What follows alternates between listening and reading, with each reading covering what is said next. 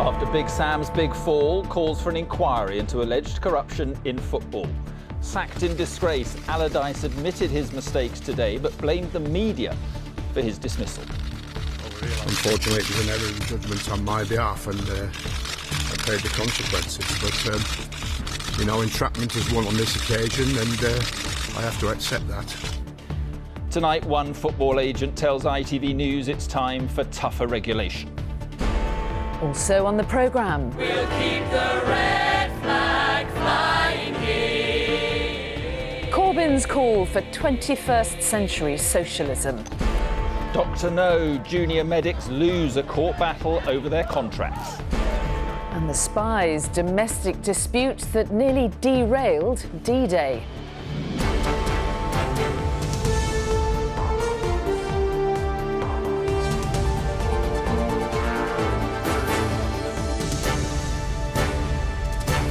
This is the ITV Evening News with Alistair Stewart and Charlene White.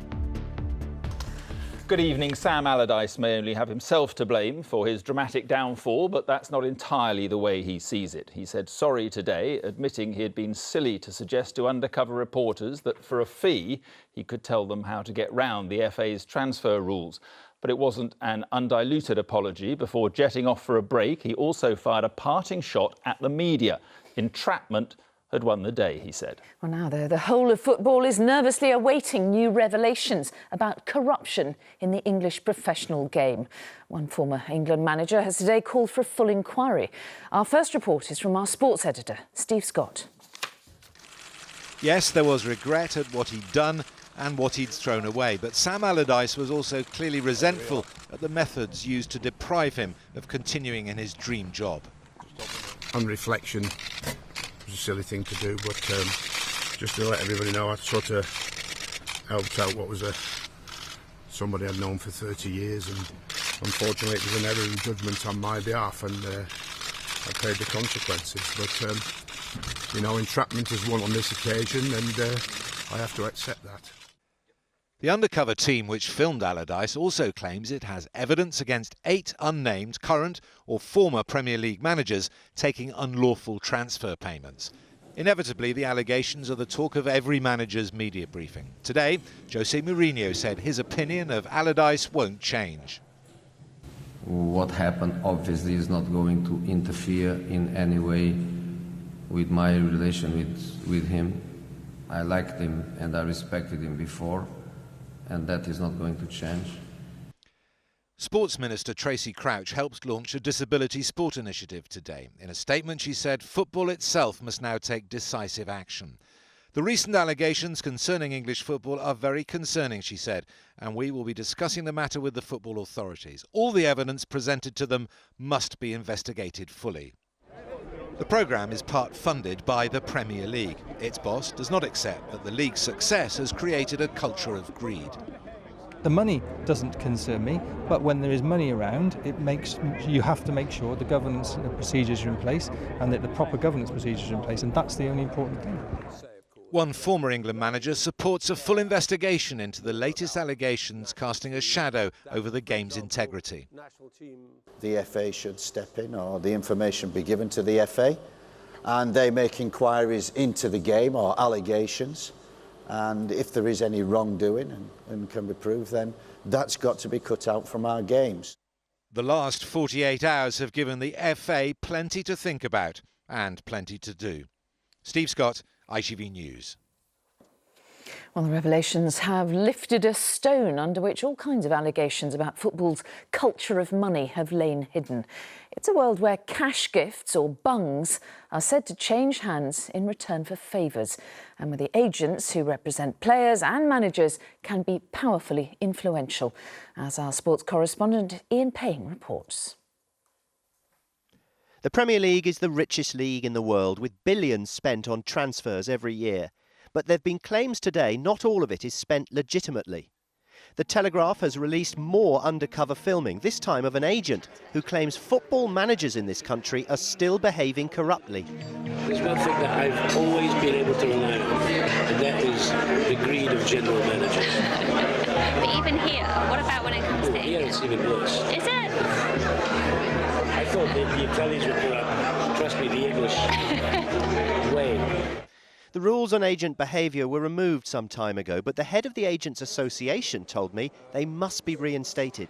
What we're saying is, let's get back to a situation where we have proper regulation, where we have proper codes of conduct. We will work with the Football Association and others to ensure that that happens here in England, but we also need to work with FIFA and UEFA to ensure that that happens globally. Do you think it will happen? I think it has to happen. Agents can legally earn huge amounts, with Premier League clubs spending over £1 billion for the first time this summer. Paul Pogba's world record £89 million move to Manchester United helped to net his Italian super agent Mino Raiola around £25 million in commission alone. But one former Premier League player told ITV News today clearing up the problem could prove difficult. In terms of these agent things, I think there's always something we can do more. But I think wherever there's so much money at stake, you're always going to have people floating around who are going to try and take advantage, and I think that's in any line of work. So as long as the money keeps growing, the temptations will remain. Ian Payne, ITV News. And our sports editor is with us. So, Steve, what are the chances of this leading to a broader inquiry into corruption or alleged corruption in football? Well, the ball's very much in the FA's court to lead on this one at the moment, but all of a sudden they do have an awful lot on their plate, apart from the fact they've got to find themselves a new England manager now. The Sam Allardyce situation has to go through the proper disciplinary process. Then there are the latest allegations we just heard of about the Premier League managers and former managers. The FA and the Premier League need to look at that in detail, not the headlines, but they need to look at the evidence. But I get the feeling there is some momentum here today. The League Managers Association has come out and said it is very concerned. We've just heard that the agents want new regulation and the government, critically, is pushing for a full investigation. So all of this pressure may well eventually lead somewhere by way of a broader inquiry. It's just what the parameters are, when and where, is more difficult to tell at this stage. All right, Steve, thanks very much indeed.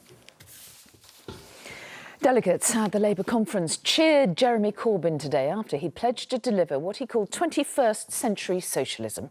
Mr Corbyn also called on party members to end the trench warfare of division and work together to take on the Tories. But though his rallying cry was greeted with acclaim, his views on immigration are unlikely to pacify some of his critics. Our political editor Robert Peston was watching the speech in Liverpool. In charge of his party after his landslide re-election, but what chance he'll walk to victory in a general election? Yes, our party is about campaigning, and it's about protest too. But most of all, it's about winning power in local and national government to deliver the real change our country so desperately needs. So Jeremy Corbyn praised former critics like the Mayor of London, Sadiq Khan, the first Muslim mayor of a Western capital city, who didn't seem that impressed. Now, Jeremy Corbyn didn't announce many new initiatives. There was a ban on arms sales to Saudi, more power for trade unions, help for councils to build council houses, and next to nothing on the big challenge of our age, Brexit. And although many of his MPs think it's time for Labour to sign up for immigration controls, that wasn't really his message. A Labour government will not offer false promises on immigration, as the Tories have done. We will not sow division by fanning the flames of fear. We will tackle the real issues of immigration instead.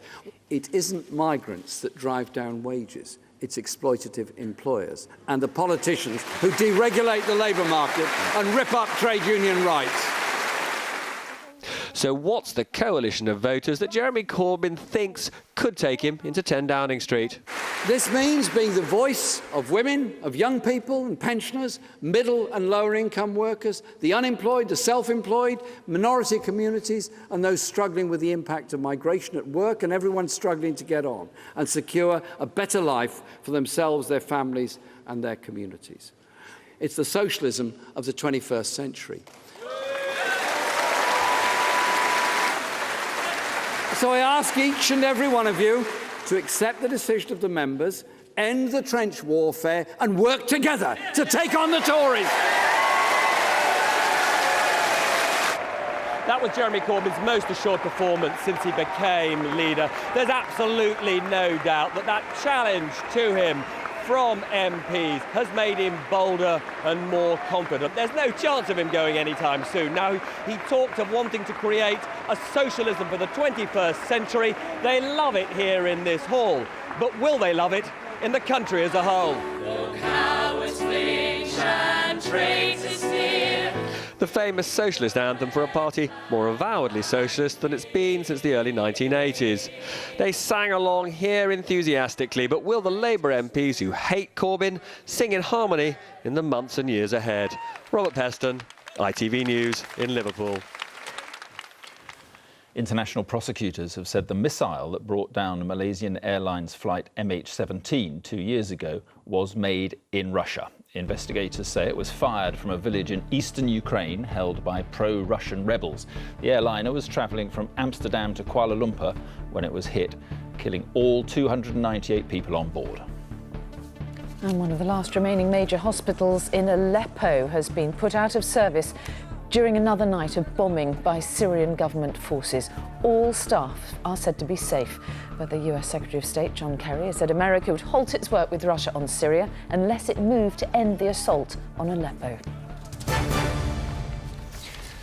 Now, they were young shop workers who had only just started a romance. He called her his real-life Tinkerbell. But early this morning, after they'd finished their shift together, Lee Simmons and Zoe Morgan were found killed in the street. Police are questioning a man known to the couple. From Cardiff, Rupert Evelyn. Fatally stabbed before dawn, Lee Simmons and his girlfriend Zoe Morgan had just finished work when they stepped out into the street and were killed. This is one of Cardiff's busiest shopping streets, but it was deserted this morning as the meticulous process of evidence gathering took over. Each yellow marker signifies a point of interest in this crime scene that stretched from one side of the street to the other. As the police were piecing together the clues, so the families of 21-year-old Zoe and 33-year-old Lee were being told they had died, and that a 20-year-old man known to the couple had been arrested, suspected of murder. Within hours, the stains left on the street were being washed away, and a scene that had stunned and shocked those who'd looked on in the morning rush hour was seemingly back to normal. A small tribute, the only remaining sign of the tragic events of the early hours. Bosses at Matalan, where the couple worked, extended their condolences to the families and said that staff were being offered support by the company. And they added they would work tirelessly with the police in their investigations. Well, police say they're not looking for anyone else in connection with this crime. It's striking that many of those people who came to work this morning and found a crime scene have stopped and paused on their way home tonight to look at the floral tributes that have been left behind to a young couple described on one of the cards as part of the Matalan family. A man and woman who went to work last night and never made it home. All right, Rupert, thank you very much indeed. Still to come on the ITV Evening News. What now for the junior doctors' strike after they lose a legal battle over those new contracts? And why the world's fastest land animal may be running out of time. Of all Africa's big cats, none is as endangered as the cheetah. In the wild, something like 7,000 are all that remain. Those stories and more right after the break.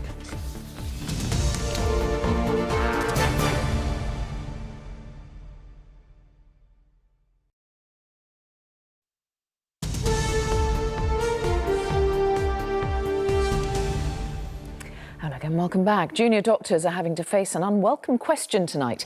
Has their long and bitter wrangle with the government over their new contract finally come to nothing?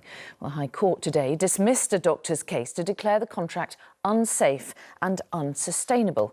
Our health editor, Rachel Younger, is here. So the climb down over the strikes, is this now the end of the road for the doctors' dispute? Well, I think it's interesting that neither side is using that language. We'll come to why in a moment. But the reality is there are now just 7 days until the first junior doctors, some of those who worked in obstetrics and gynecology, actually go on to the new contract that they've spent so long protesting against. And the very same junior doctors union that last week was ready to hold a series of all-out strikes is now being very moderate in its language. I understand there is no plans for any kind of coordinated action, just this warning that junior doctors may vote with their feet and choose to go and work abroad. And right now, I think the Department of Health is also using rather conciliatory language. No talk of having won this outright. Why? Because the threat of strikes may have gone away, the court case may have gone away, but what hasn't gone away is this crisis of morale amongst junior doctors. And I think that a High Court judge can rule on many things, but what is still unanswered is how, even with this new contract, the government is going to be able to afford to pay for the kind of 7-day NHS it wants to bring in when there are so many problems already. OK, Rachel, thank you. The Prince of Wales and President Obama are among those who will attend the funeral of the former Israeli President Shimon Peres, whose death was announced this morning. Mr Peres, who was 93, jointly won the Nobel Peace Prize for his efforts to try to bring about peace in the Middle East. President Obama said a light had gone out.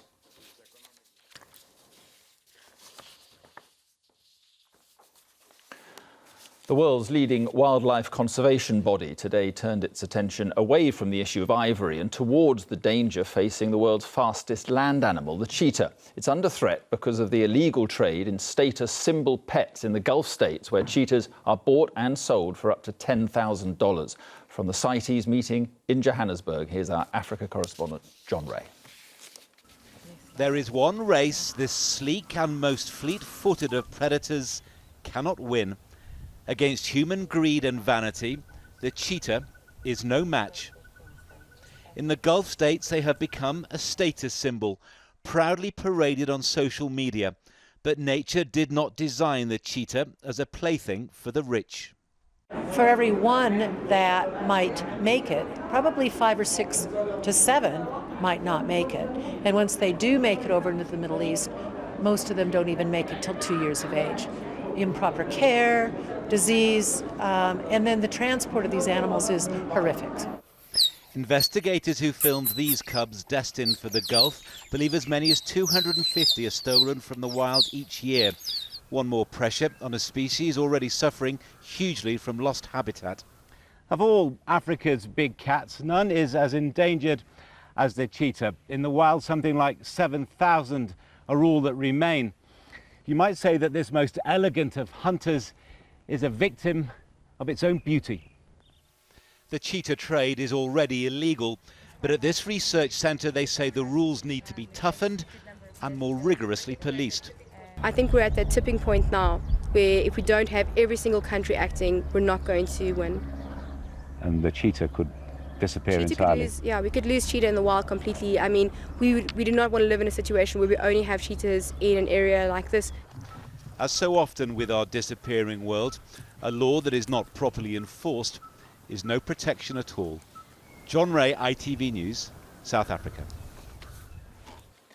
And finally, history tells how an elaborate Secret Service trick hoodwinked Nazi Germany over the Allies' D-Day plans and played a key part in the invasion that turned the tide of World War II. Yes, but what history hasn't revealed until today is how a domestic dispute involving Britain's top double agent almost destroyed the entire D-Day ruse. Paul Davis reports on how an extraordinary drama unfolded. Until his death, the man they called Agent Garbo was hailed as a hero. It's an honour to meet you. Thank you. The Allies' most effective double agent. She's thanking you for her husband. Spanish by birth, Juan Puyol Garcia pretended to spy for the Nazis. He's credited with saving thousands of lives at the D-Day landings because the false information he was feeding the Germans led them to expect an invasion 100 miles further up the coast. How Agent Garbo fooled Hitler is revealed in formerly top-secret papers released by MI5 today. The reports of his handlers, even the badges of make-believe American units that he invented to fool the Nazis. But perhaps most amazing are the details of a row with his wife Araceli, who threatened to blow his cover. She could have thrown the whole of the Garbo operation into disarray. She could have brought down the whole of the double-cross system. She could have actually changed world history had she carried out her threat. Araceli hated living in London and wanted to go back to Spain. There's an account of a heated exchange with her husband's MI5 handler.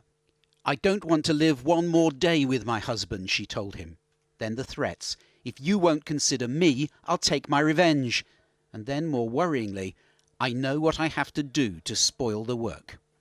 Terrified of losing their star agent, MI5 took Araceli to this building, their interrogation centre. The underground interrogation cells still exist. The terrified double agent's wife was brought here and told she and her husband had both been placed in custody because she was now considered a security risk. The woman burst into tears, immediately withdrew all her threats and promised never to step out of line again. Agent Garbo could go back to his work deceiving the Germans. Only later was it revealed that the plan to scare his wife had been his idea. Paul Davis, ITV News. That's all for now. Tom Bradby will be here with news at 10. But from me, Mark. Oh, and from me, Mary. Have a very good evening. Bye-bye. Bye-bye.